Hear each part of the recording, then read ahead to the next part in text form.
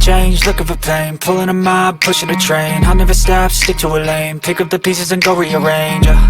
I'll be the best above all the rest, put me to the test and expect nothing less. You check as I'm chess, what's happening next? Yeah. He got the venom, a tangible weapon, no coming in second. This life is a lesson. He got a new engine from pain, that's a blessing. New focus, no guessing, just bold and obsession. All in his possession, you got their attention. I'll leave an impression and take a redemption. Just kill no discretion. Your mind is a weapon. 11-11, it's time for progression. You could try to play, but you're never gonna beat me. Look the other way, what I'm doing ain't easy. Bloody hands stained from the people who deceive me. Muddy hands break through the chains, go free me. People like sheep move feet, hurt it easy. You don't wanna be fast asleep when they're scheming. Better stand tall, ready for a fight, believe me. When they try the chains, you can say no, free me.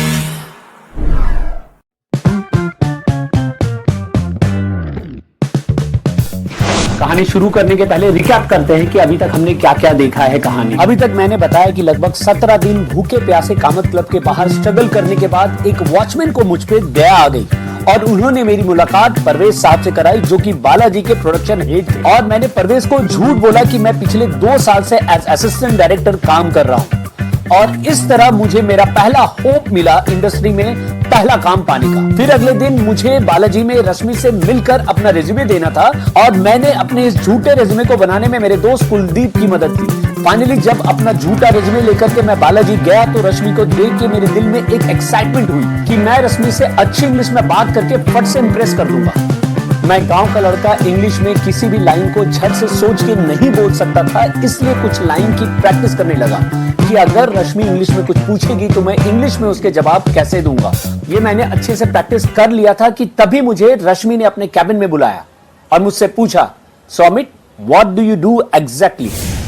मैं तो अटक ही गया क्योंकि इस line की मैंने तैयारी नहीं की थी। मैंने थोड़ी देर सोचा और मैंने बोला, अब हम सब कुछ कर लेते हैं, कंटिन्यूटी और कॉस्ट्यूम कंटिन्यूटी और प्रॉपर्टी कंटिन्यूटी। ये सब चीज़ मुझे कुलदीप ने सिखा दिया था कि कॉस्ट्यूम और प्रॉपर्टी कंटिन्यूटी यही काम होते हैं असिस्टेंट डायरेक्टर के। लेकिन रश्मि ने जब मेरी बात सुनी वो तो चौंकी गई।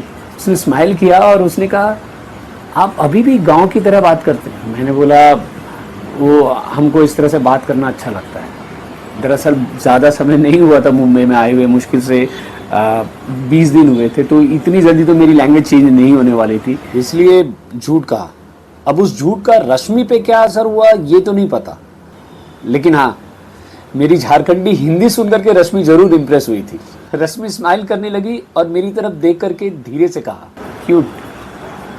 भाई झारखंड के आए हुए लड़के को एक मुंबई की पढ़ी लिखी खूबसूरत लड़की के मुंह से ये शब्द सुनने के बाद क्या क्या ख्याल आ जाते हैं वो आपको बता नहीं सकता। मतलब मेरे दिल में हुआ, वाह इतनी खूबसूरत लड़की मेरी तारीफ कर रही है। और कुल मिलाकर के जो मैं इंग्लिश बोल करके अपना इंप्रेशन जमाना चाहता था वो अब झारखंडी हिंदी बोल करके हो गया था।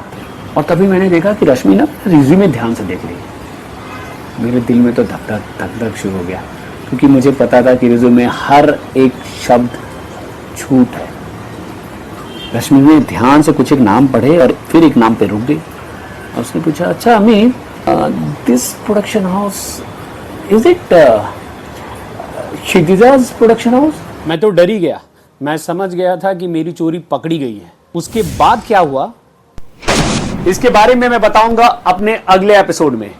अगर आपको मेरा ये वीडियो पसंद आ रहा है तो प्लीज लाइक कीजिए चैनल को, सब्सक्राइब कीजिए चैनल को और शेयर कीजिए ज्यादा से ज्यादा लोगों तक, ताकि पर्दे से उनकी दूरी कम हो सके। Now keep trying hard until you succeed.